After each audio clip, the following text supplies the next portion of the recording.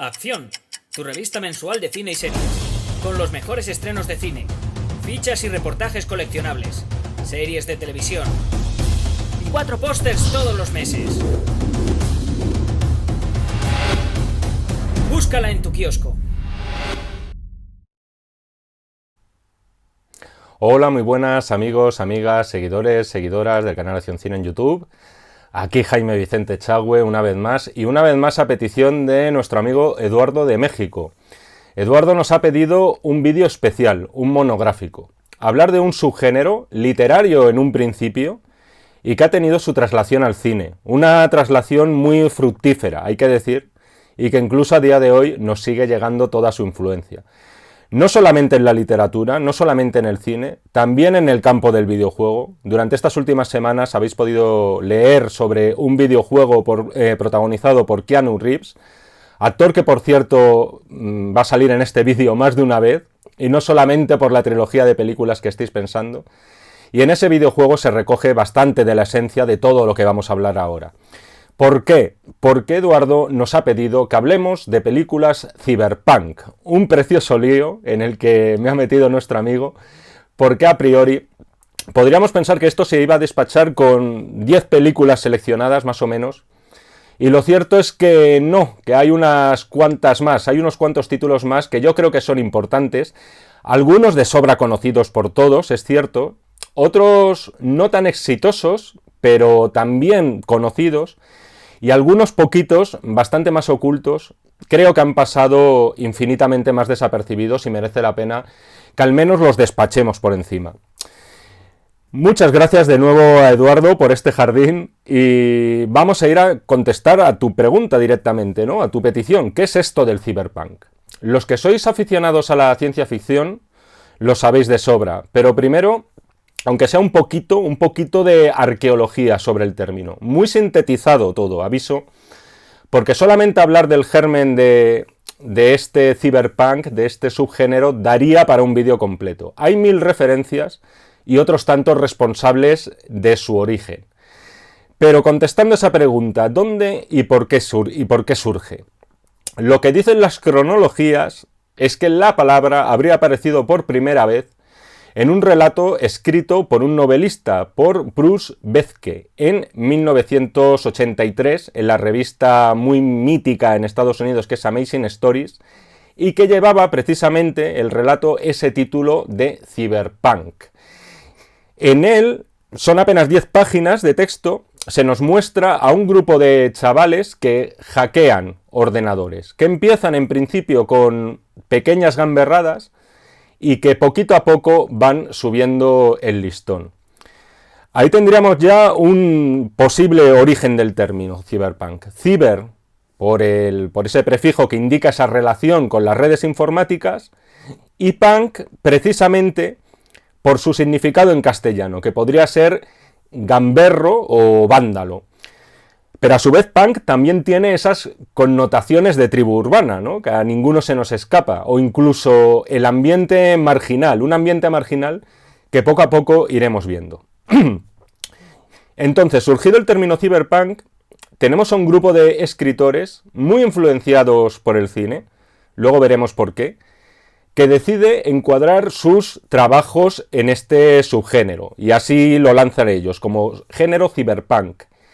El principal de ellos es William Gibson, y especialmente una novela que precisamente hoy he traído cositas, tengo aquí conmigo, que es Neuromante, novela publicada en 1984.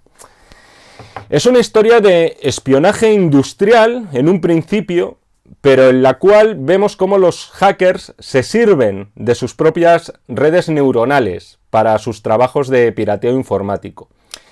Este libro es tremendamente influyente tanto en cine como literatura e incluso en el cómic. Y esto es muy importante ya reseñarlo, porque el cyberpunk al final va a ser un diálogo, un juego de influencias entre distintos soportes narrativos.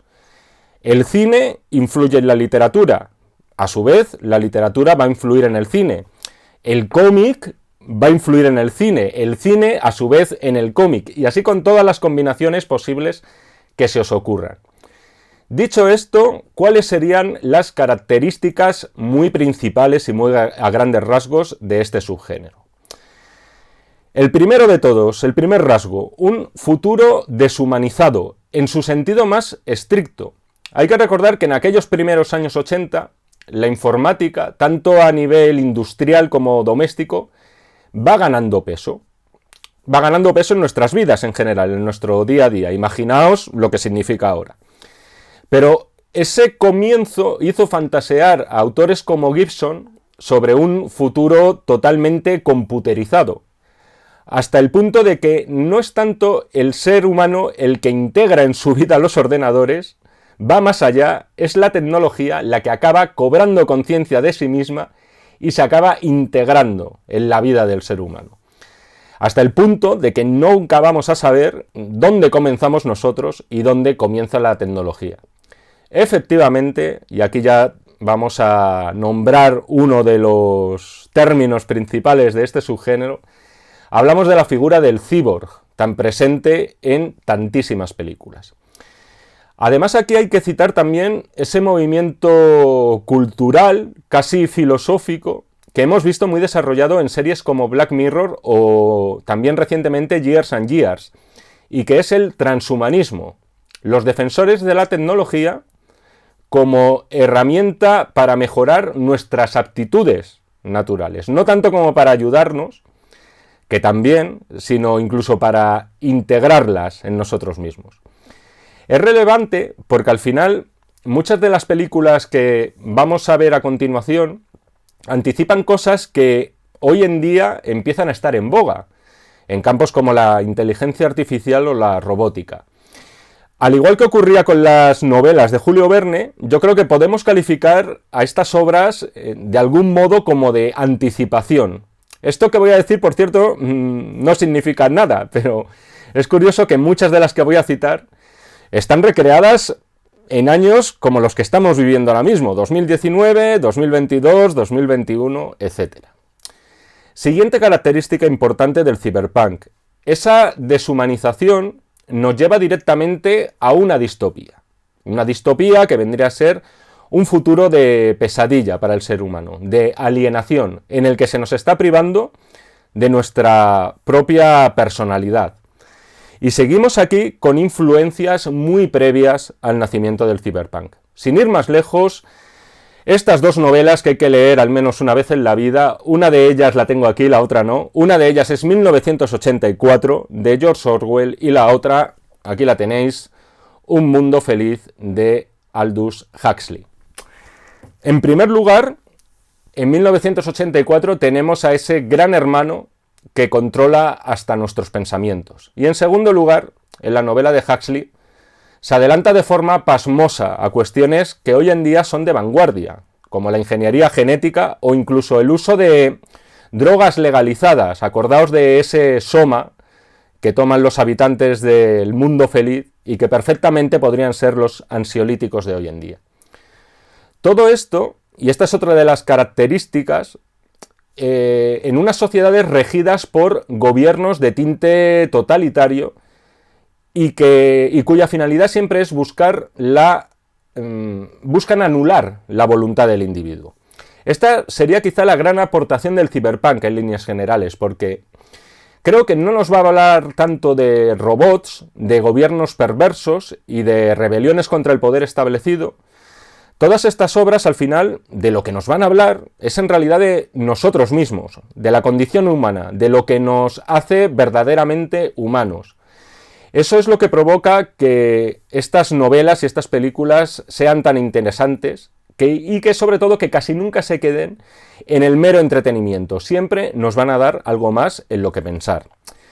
Desde un punto de vista más estético, el cyberpunk se va a desarrollar en la mayoría de ocasiones en un entorno urbano y que va a ser, por otro lado, reflejo de ese desarrollo e incluso dominio tecnológico que vamos a sufrir, según estos autores, en años próximos.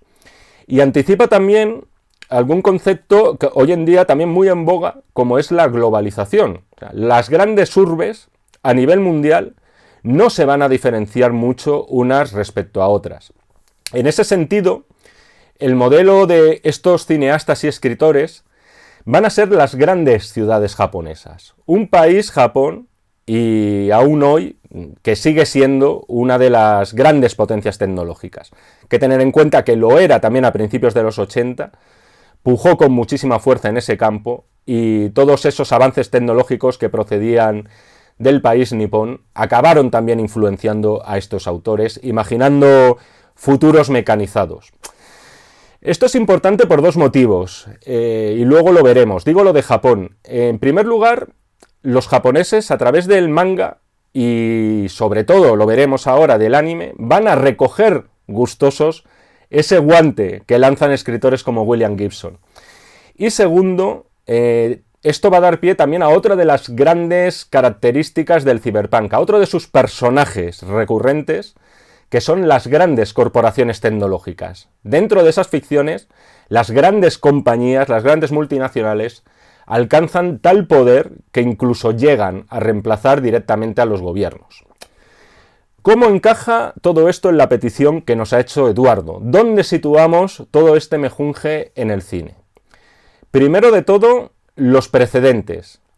Si hubiera que elegir, según mi humilde criterio, una primera película que cumpliera varias de estas características, tendríamos que retroceder a 1927 y al Metrópolis de Fritz Lang. Esta es una maravilla que hay que ver al menos una vez en la vida sí o sí.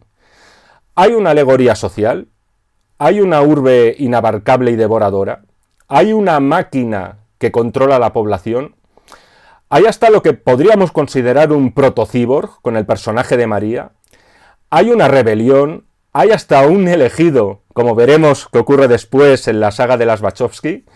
Metrópolis es la Biblia de las distopías. Se nutre de elementos previos, como puede ser el Frankenstein de Mary Shelley, que por cierto fue adaptado pocos años después por James Whale, donde ya vemos también esa toma de conciencia por parte de un hombre máquina. Voy a pegar saltos cronológicos enormes, pero en los precedentes quiero mencionar también uno que considero importante y que tengo aquí conmigo, que es Alphaville, película de Jean-Luc Godard de 1965. Como casi todo Godard, la cinta es anarquía pura. No busquéis en ella, por favor, un argumento consistente o por lo menos un argumento como tal. Es una cinta caótica, como casi siempre ocurre en el cine de Godard, y tampoco busquéis efectos especiales. Pero sí que hay unas cuantas buenas ideas. En Alphaville tenemos también un mundo controlado por un ordenador, un mundo donde pasado y futuro no existen, se han borrado de algún modo de las memorias, solo existe el presente, un mundo en el que, como en las novelas de Orwell y de Huxley, las emociones están reprimidas. Importante también, aquí vemos el nacimiento de otra rama de la ciencia ficción muy vinculada al cyberpunk y que sería lo que luego se ha bautizado como tecnonoir, es decir, género negro clásico a la manera del que podemos encontrar en las novelas de Dashiell Hammett o Raymond Chandler o en algunas de las adaptaciones célebres de estas como El sueño eterno, pero todo eso en un futuro distópico. Solo con distopías podríamos rellenar, en definitiva, este vídeo, pero para acabar con los precedentes del cyberpunk, sí que hay que nombrar algunas más. Hay una distopía que para mí es de mis favoritas y que voy a aprovechar para lanzar la cuña solo por darme el capricho y a la vez recomendaros esta película vivamente si es que no la habéis visto. Esa película es Soylent Green, titulada en España Cuando el destino nos alcance, dirigida en 1973 por Richard Fleischer. Cuando el destino nos alcance juega en ese terreno también del tecnonoir que veríamos en Alphaville y que veremos, por supuesto, después de forma ya muy evidente con Blade Runner. Para mí esta película tiene una de las mejores escenas de la historia del cine, protagonizado por Edward G. Robinson y que por supuesto no os voy a contar. Es uno de los momentos más escalofriantemente hermosos que recuerdo en una película y además una película con un final que hay que vivirlo.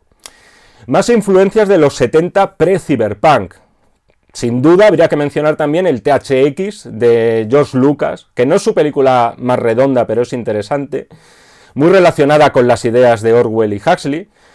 Hay que mencionar también a The Warriors, Los Amos de la Noche, creo que se llamó en España, la película de Walter Hill, donde es verdad que no hay esa tecnología, pero sí que nos plantea una ciudad como un escenario cyberpunk, como un campo de batalla entre diferentes tribus urbanas. Por supuesto, uno de mis fetiches, y creo que también es uno de los vuestros, que es John Carpenter y más concretamente 1997, Rescate en Nueva York, donde vemos a un memorable héroe cyberpunk en la persona de Kurt Russell y ese Snake Plissken.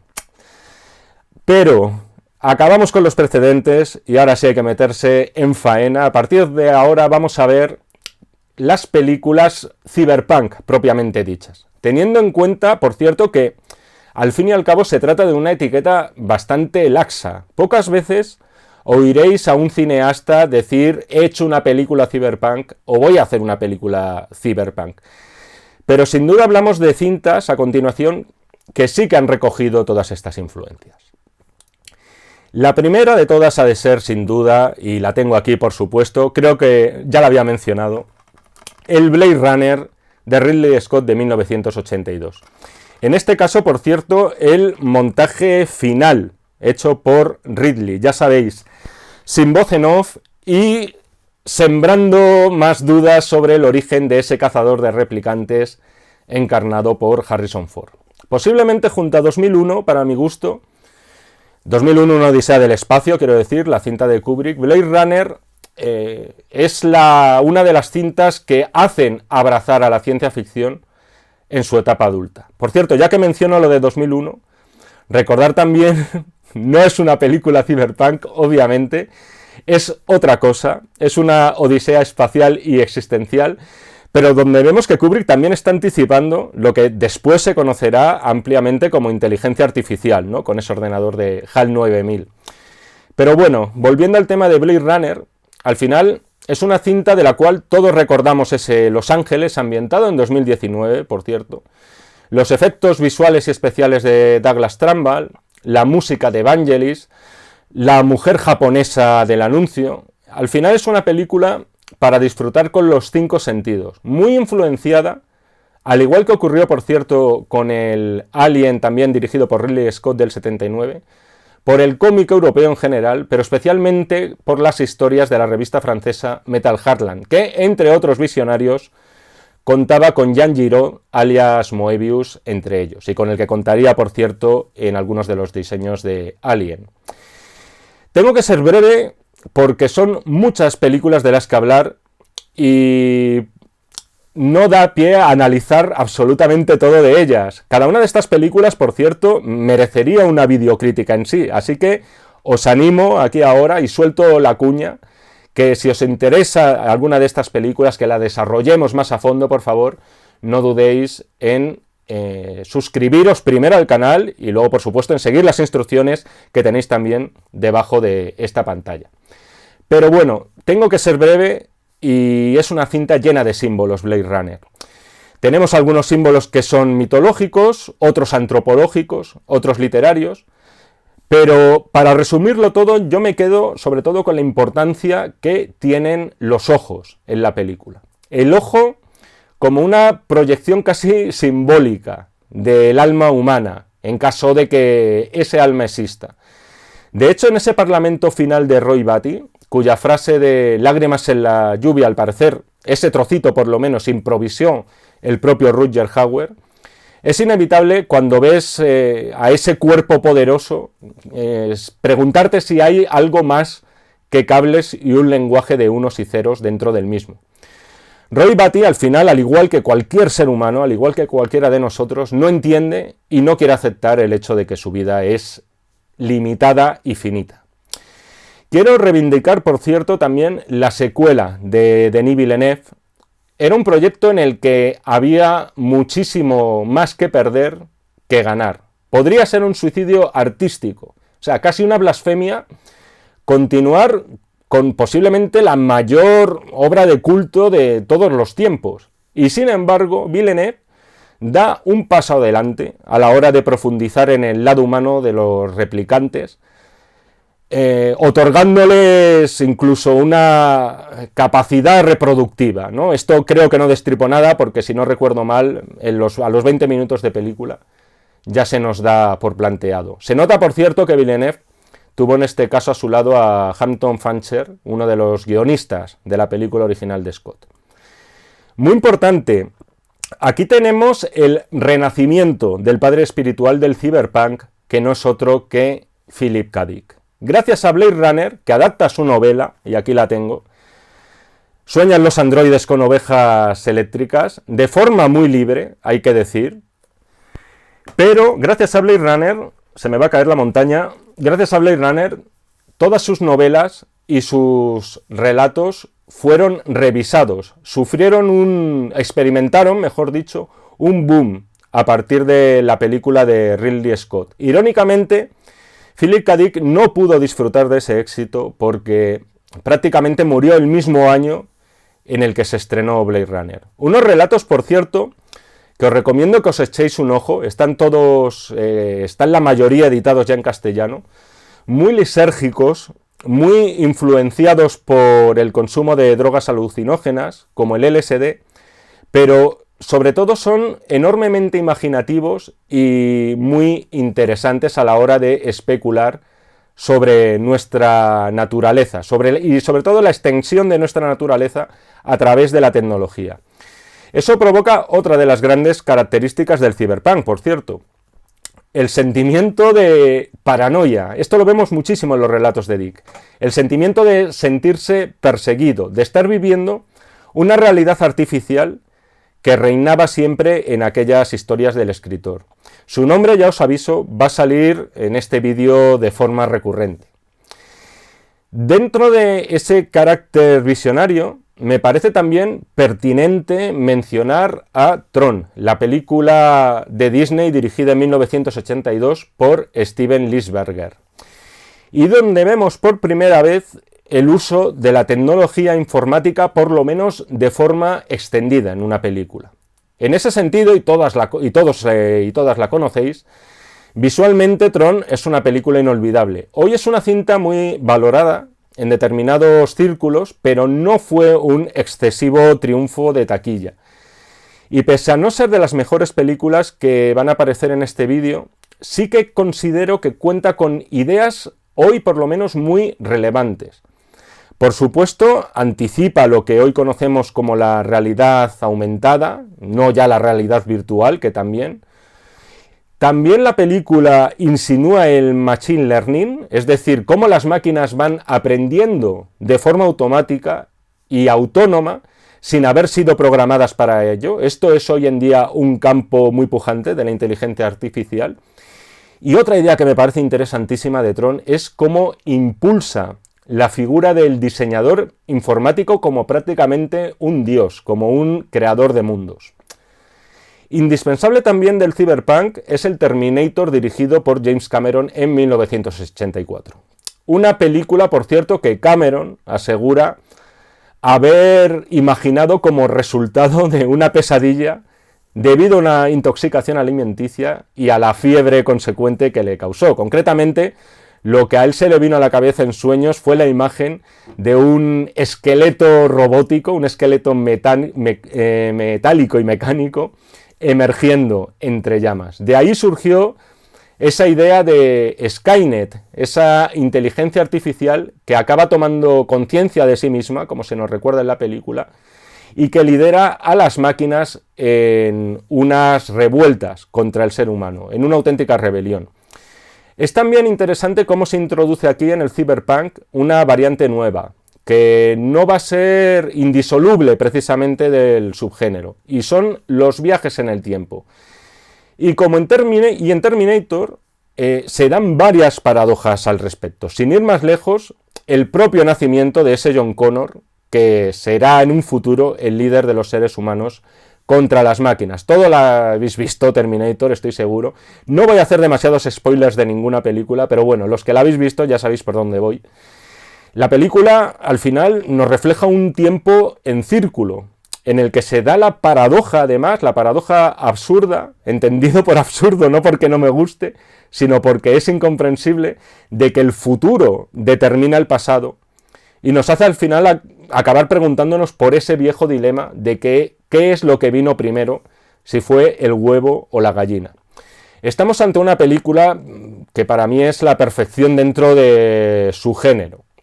Obra de un realizador, por cierto, visionario, y que obtuvo una secuela que no solo no desmerece la original, sino que por momentos la supera. En este punto, si hablamos de los cyborgs, hay que hablar también de mitad hombre, mitad máquina, todo policía. Efectivamente, Robocop. Con ese Detroit infernal controlado por una multinacional, otro de los rasgos del cyberpunk, la OCP, y con ese Murphy como ese policía robotizado que aún mantiene recuerdos de su pasado. Importante la figura del holandés Paul Verhoeven en todo este universo cyberpunk, no solamente por Robocop, sino también por volver a llevar a Philip K. Dick a la gran pantalla. En este caso, hablamos del relato Tenemos un recuerdo para usted, y de la película, que aquí la tengo, Desafío Total, de 1990, Total Recall. Son dos películas al final, Robocop y Terminator, que beben mucho de la cultura del cómic, con muchísima mala uva, muchísima crítica social, sobre todo Robocop, y en ambos casos, además, se da la circunstancia de que son dos películas que podemos ver perfectamente en un programa doble y sin pestañear. Son películas muy brutas, por cierto, que introdujeron en el Hollywood de la época una violencia que era inusual en el cine comercial. Muy gráfica, pero debido a su exageración también resultaba tremendamente irónica. Por cierto, rompo una lanza, sin ningún tipo de ironía además, por el Robocop 2 de Irving Kershner, con una historia de Frank Miller, aunque eso creo que no acabó muy bien, pero bueno, algo debió sobrevivir. ¿Es inferior al Robocop de Verhoeven? Sin ninguna duda, pero me parece que tiene un acabado todavía más cyberpunk que la primera parte, y además toda la película es diversión en vena, y nunca mejor dicho, teniendo en cuenta esta expresión, el argumento de Robocop 2. La verdad es que es uno de mis placeres culpables esa película. Imperdonable también sería no citar al Videodrome de David Cronenberg, de 1983. Muchos conocéis al director canadiense y ya sabéis cómo se las gasta, y conocéis sobre todo su obsesión por el cuerpo y la carne humanas. Es lo que se conoce como el body horror, el terror corporal. Aquí recoge esas obsesiones suyas tan personales y a su vez añade la obsesión que tenía la sociedad por aquel entonces por la imagen. Algo que venía marcado por la irrupción en los hogares de los vídeos caseros, y una obsesión por la imagen que sería curioso ver lo que haría Cronenberg hoy en día en ese sentido, ¿no? Teniendo en cuenta todos los soportes tecnológicos y todas las nuevas pantallas que hemos incorporado en nuestro día a día. Videodrome es una película difícil, es una película por momentos experimental, pero en más de un sentido resulta fascinante. Toca hablar ahora un poco de la visión de los japoneses sobre este universo cyberpunk, y especialmente del anime. En primer lugar, si teníamos a Blade Runner como película primigenia del cyberpunk, por lo menos en imagen real, su equivalente en imagen animada tiene que ser sin ninguna duda Akira, la cinta de 1988 dirigida por Katsuhiro Otomo. Una cinta que adapta su propio manga que comenzó a publicar precisamente el mismo año en el que se estrenó Blade Runner, en 1982. Es importante porque vemos lo que decía al principio, cómo soportes como el cómic, el cine y la literatura van saltando en esto del cyberpunk y van influyéndose entre todos ellos. En este caso en concreto, tenemos un Neo-Tokio devastado por la Tercera Guerra Mundial. Una ciudad corrupta, una ciudad del pecado dominada por tribus urbanas. Cuesta definir lo que es Akira en pocas palabras, la cual por cierto tenéis reestrenada hace muy pocas fechas en 4K. Aún hoy es una cinta con la que te puede volar la cabeza al verla. Parece que por un momento te están contando el nacimiento de un supervillano, de un chaval acomplejado e inadaptado que de la noche a la mañana se ve con superpoderes y sin embargo después te das cuenta de que no es ni muchísimo menos solo eso. En un tercio final indescriptible está siendo testigo prácticamente de un paso evolutivo, casi como el que nos brindaba Kubrick, y la nombro de nuevo otra vez, en 2001, una odisea en el espacio, sobre todo al final. Ghost in the Shell, de 1995, dirigida por Mamoru Oshii.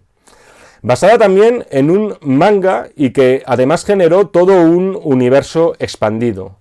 Es cierto que toma elementos de Blade Runner, es cierto también que rasca un poco en Robocop y en el universo cyborg en general, pero también es verdad que profundiza tanto o más que la película de Ridley Scott en estos temas trascendentes, sobre todo a través de su personaje principal, esa robot policía.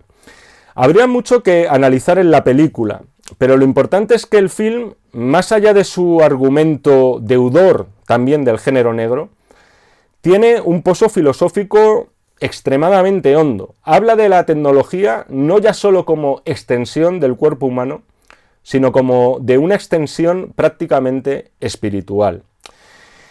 En Ghost in the Shell, y perdonad la digresión filosófica, porque mis conocimientos al respecto se ciñen a lo aprendido en mi último año de colegio, y ya han pasado más de 5 años, se da un dilema que podríamos aplicar a todas estas películas, desde Blade Runner a incluso a una que nos puede parecer más superficial en ese sentido como es Robocop. Sin embargo, ya el mismo título de Ghost in the Shell, que podríamos traducir como El fantasma en la carcasa, nos está señalando un viejo problema filosófico. Es la dicotomía entre cuerpo y mente. No me quiero poner como un profesor de bachillerato, porque no lo soy, y además excede mi formación y mis capacidades, pero voy a intentar resumirlo. Citando a Descartes, a René Descartes, padre de la filosofía moderna, cuerpo y mente, y donde decimos mente podemos interpretar el alma humana, irían por separado. El cuerpo es material, responde a una serie de leyes mecánicas, la mente o el alma sería una entidad no sujeta a esas leyes, si bien sí que estaría conectada con el cuerpo por algún tipo de sustancia sobrenatural. Es el llamado dualismo cartesiano, esto postulado en el siglo XVII. Sin embargo, en el siglo XX se empieza a discutir este dualismo, y entre otras figuras tenemos la del filósofo Gilbert Ryle y su obra El concepto de lo mental.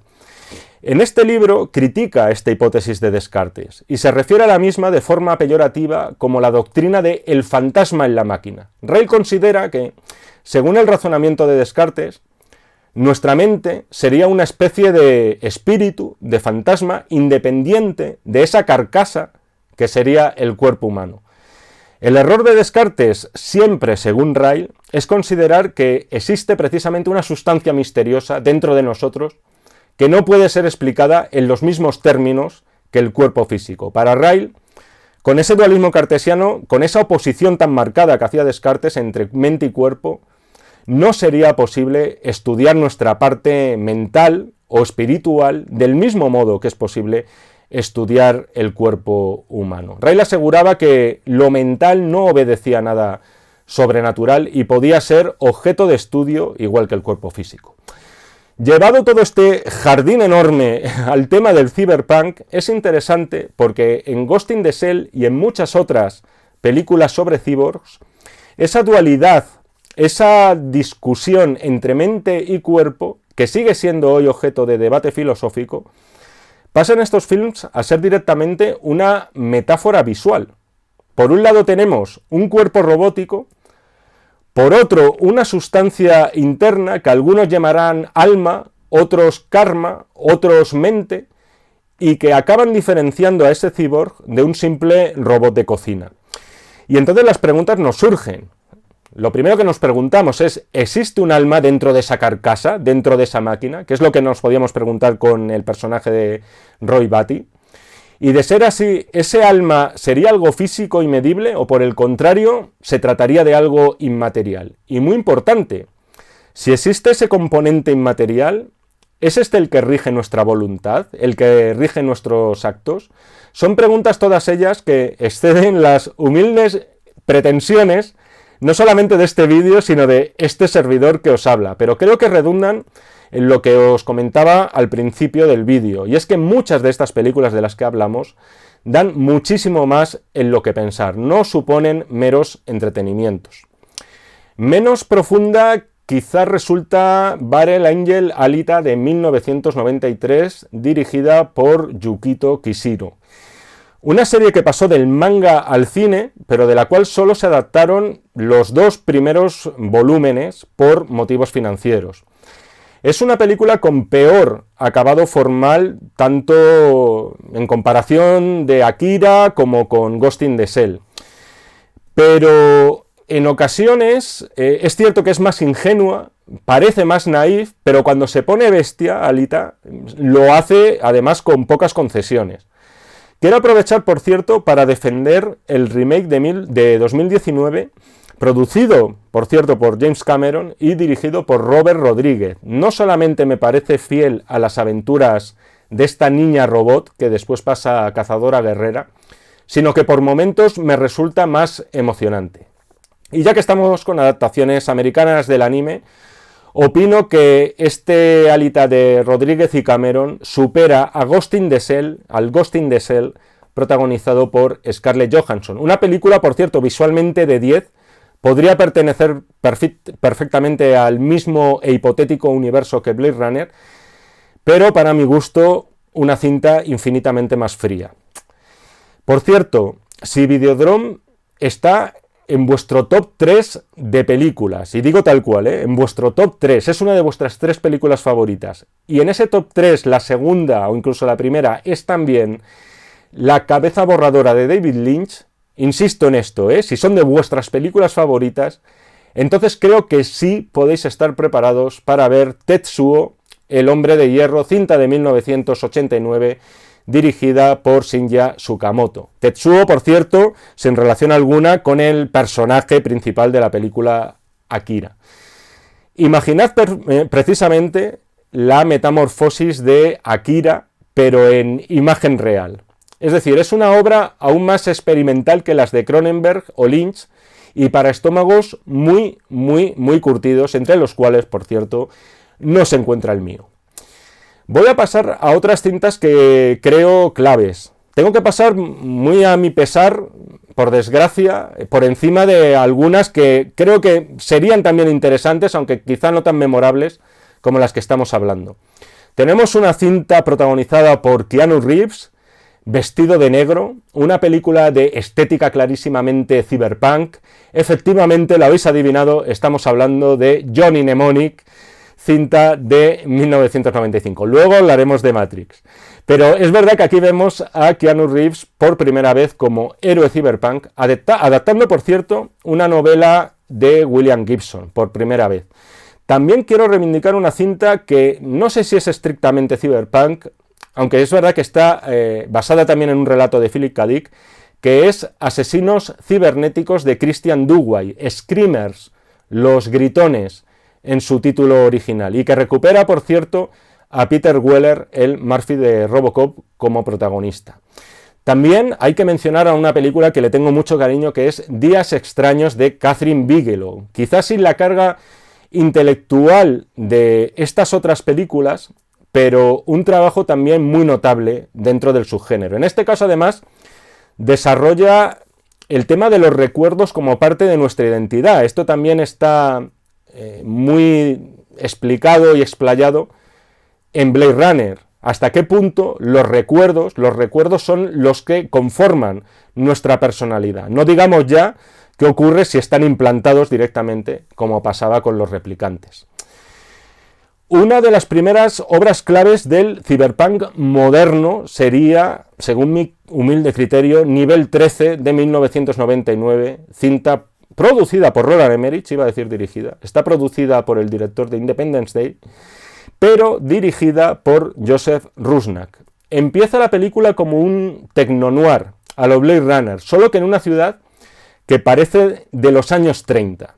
Y es clave esta película porque, al igual que Matrix, vemos esa actualización del mito de la caverna de Platón. Ya sabéis, lo que creemos que es la realidad pueden ser solo meras sombras. Para mi gusto es de las películas más recomendables que voy a citar en este vídeo, sobre todo si os interesa ese mundo de universos simulados en el que sus propios habitantes no son conscientes de que están siendo manipulados. Si la veis, no es difícil, por cierto, que se os venga a la cabeza más de un paralelismo con el show de Truman de Peter Weir. Y hasta ahí puedo leer. La otra película clave la tengo aquí, y es, muchos la conocéis, también es una obra de culto a su manera, que es Dark City, que es, por cierto, de apenas un año antes. La película de Alex Proyas es de 1998, si no me fallan las cuentas. Es una cinta de espíritu cyberpunk, pero también bebe de otra variante que sería como una especie de escisión, que sería el steampunk.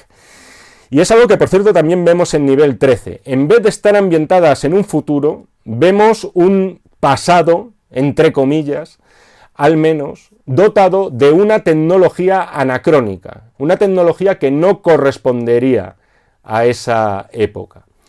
Película, para mí, Dark City, hablo de notable muy alto. Me atrevo a decir que Christopher Nolan, además, tomó algunas ideas, por lo menos las arquitectónicas, para su origen. Si os gustan estas historias, es una película, la de Proyas, que tenéis que ver sí o sí. Entre otras cosas, por cierto, por escuchar a Jennifer Connelly cantar, aunque sean unos escasos segundos. Y también porque es de esas cintas que nos hacen accesibles dilemas filosóficos que siempre están sobre la mesa. En este caso, y de forma muy explícita, el libre albedrío. ¿Es nuestra voluntad la que marca nuestro camino, o en realidad todo ese camino ya viene trazado de antemano por quien vosotros queráis creer? Efectivamente, muchos de estos elementos, tanto de nivel 13 como de Dark City, los vamos a encontrar en otra de las grandísimas obras cumbres de este subgénero, que es el Matrix de 1999.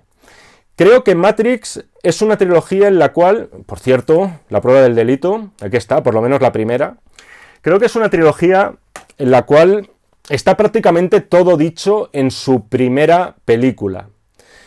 Además de sumar elementos muy claros de Dark City, no digo tanto nivel 13, porque al fin y al cabo son del mismo año, habría que ver con qué diferencia de meses se produjo la producción de una y otra. En este caso, las Wachowski le otorgaron a la trama, que todos conocéis, una trascendencia religiosa de la cual carecían películas como Dark City y nivel 13, o por lo menos no estaba tan presente. En este caso, esos mensajes religiosos son explícitos en Matrix. Una trascendencia, por cierto, que bebe de todo. Bebe de la tradición religiosa occidental, pero también bebe de la tradición religiosa oriental. Acordaos de ese momento que parece metido con calzador, pero que resulta muy ilustrativo de todo lo que pretende la película. Es aquel niño budista, podríamos definir, en casa del oráculo, y que le muestra la cuchara a Neo. No es la cuchara la que se dobla, eres tú el que se dobla. Creo que si fue una película Matrix que conectó emocionalmente con millones y millones de personas en todo el mundo, fue en parte, además de su apabullante diseño de producción, además de su acción, además de su banda sonora, por el hecho de que cualquier tipo de cultura, oriental u occidental, podía identificarse con esa filosofía o conjunto de filosofías que contenía la película. Y estas se podrían resumir además en una enseñanza principal. Existe el libre albedrío, es decir, tú marcas tu propio camino. Rompe con la tiranía de tu vida, aunque ésta sea invisible, porque al final hablar de Matrix prácticamente se ha convertido en un lugar común, de un tópico que se asocia tanto a cuestiones políticas como sociológicas. ¿Quién no ha oído alguna vez eso de esto es como en Matrix? Interesantes, por cierto, no me quiero olvidar de ellos, algunos de los cortos que encontramos en Animatrix, esa cinta de animación que supuso una reunión de varios de los mejores realizadores japoneses de animación del momento. Si podéis, por lo menos echad un ojo a los capítulos que se titulan El Segundo Renacimiento. Son por cierto, 2 capítulos. Es un doble capítulo, aunque es uno de los 7 que conforman la película. Cada uno son 2 de 7, eso es, que me lío. Pero bueno, en ellos, en el segundo renacimiento, encontraréis el origen, la explicación a esa rebelión de las máquinas y de la consecuente esclavitud del ser humano que vemos en la película con Keanu Reeves. Podríamos seguir con películas. Los tentáculos del cyberpunk al final son larguísimos. Quiero recomendaros vivamente el Cypher, cinta de 2002 de Vincenzo Natali, el autor de Cube, un cruce entre el cine de Hitchcock, especialmente de Con la muerte en los talones, y por supuesto el propio Matrix. El Spielberg también de Ready Player One, y sobre todo para mí una de sus mejores obras. Esta para mí es un auténtico fetiche, que es Minority Report, también basada en un relato corto de Philip K. Dick y donde se desarrolla el tema del libre albedrío. Otra de las películas que me gusta, pero me cuesta más recomendarla, que es A Scanner Darkly, de 2006 y dirigida por Richard Linklater. Es posiblemente la cinta más paranoica de todas las que hemos hablado. Bueno, no, está Tetsuo también, y Akira tiene lo suyo.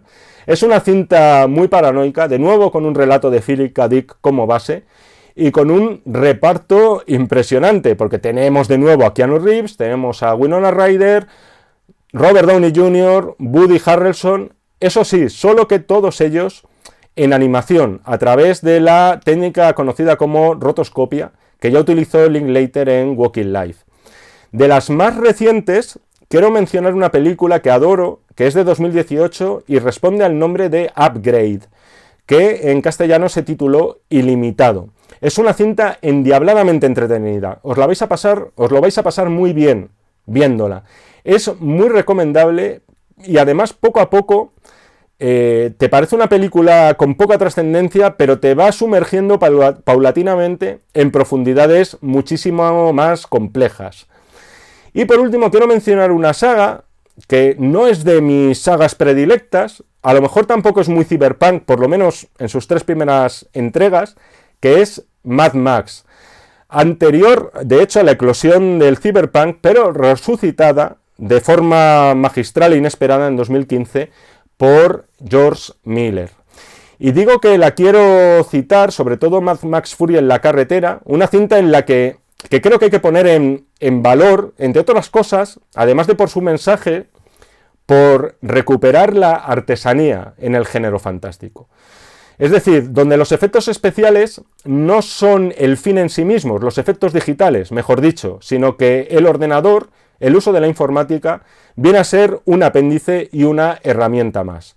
Y teniendo en cuenta que hemos hablado de películas en las cuales las máquinas acaban dominando nuestro mundo, no me parece mal terminar este vídeo reivindicando el trabajo manual hecho por seres humanos. Y creo que hasta aquí hemos llegado al final de este largo viaje cyberpunk. Espero que os haya gustado, especialmente Eduardo, que nos ha pedido este vídeo. Cualquier otra petición que tengáis, por favor, no dudéis en contactar con nosotros. Nos seguimos viendo en el canal de Acción Cine, nos seguimos leyendo en este y en todos los que están por venir de los números de la revista Acción. Muchísimas gracias y hasta otra. Acción, tu revista mensual de cine y series, con los mejores estrenos de cine, fichas y reportajes coleccionables, series de televisión y 4 pósters todos los meses. Búscala en tu kiosco.